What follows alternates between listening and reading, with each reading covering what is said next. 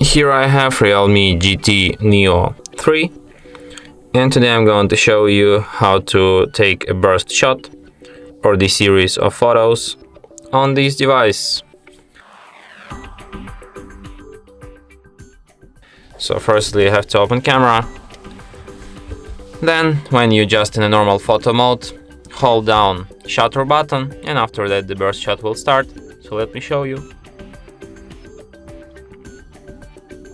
So as you can see right now I took like 20 shots, and here we can review all these shots just like this. And that's it. Thanks for watching. If you find this tutorial useful, don't forget to hit that like button and subscribe to our channel.